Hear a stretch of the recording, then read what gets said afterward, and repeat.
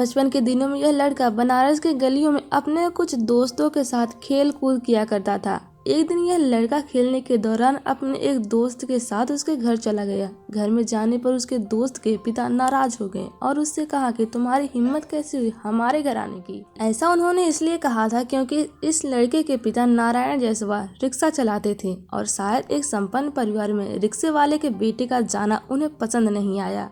हालांकि उस वक्त उस लड़के की उम्र महज 11 से 12 साल की थी, तो उसे यह बातें ज्यादा समझ नहीं आई।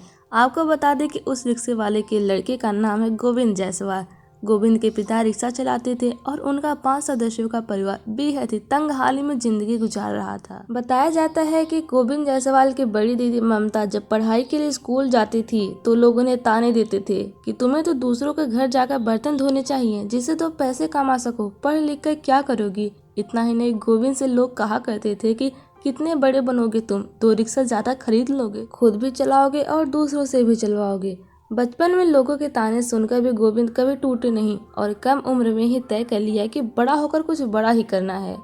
आज जिस IAS अफसर गोविंद जायसवाल के बारे में हम आपको बता रहे हैं, उन्होंने अपनी जिंदगी में हर मुश्किलों को मात देकर वो मुकाम हासिल किया है जिसे पाना हर किसी का सपना होता है। पर ऐसे मुकाम को पाना इतना आसान नहीं होता। यह सपना उन्होंने बचपन से ही देखना शुरू कर दिया था। मन में कुछ बड़ा करने की ठानने के बाद खेलने कूदने की उम्र में गोविंद जायसवाल ने पढ़ाई लिखाई कर IAS बनने का सपना अपनी आंखों में सजो लिया, जिसके बाद उनका ज्यादातर समय पढ़ाई में बीतने लगा। बताया जाता है कि गोविंद अपने घर में कानों में रुई लगाकर पढ़ाई किया करते थे ताकि पड़ोस में चलने वाले प्रिंटिंग मशीन और जनरेटर की आवाज उनका ध्यान न भंग कर दे। शुरुआती पढ़ाई सरकारी स्कूल और मॉडर्न कॉलेज से करने के बाद गोविंद को दिल्ली आकर सिविल सर्विस परीक्षा की तैयारी करनी थी।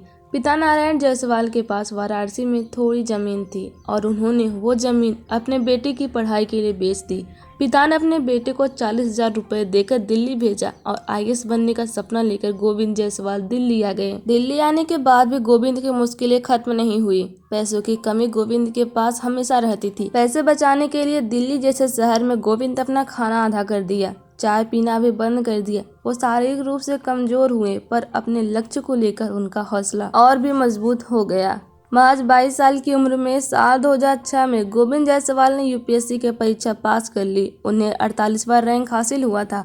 गोविंद जायसवाल ने एक साक्षात्कार में कहा था कि वो APJ अब्दुल कलाम से काफी प्रभावित हैं। वो पूर्व राष्ट्रपति की किताबें पढ़ा करते हैं। हिंदी मीडियम से सफलता हासिल करने वाले इस IAS ने कहा था कि महात्मा गांधी के बाद कलाम ने हमें सपने देखने की ताकत दी। तो ऐसे IAS बने थे गोविंद जायसवाल। काफी मुश्किलों के बाद सफलता हासिल हुई उन्हें, पर उन्होंने अपने सपने देखने की ताकत से ही अपने सपनों को पूरा किया था। आपको यह कहानी कैसी लगी कमेंट में जरूर बताइएगा और भी वीडियो के लिए चैनल को सब्सक्राइब जरूर करें।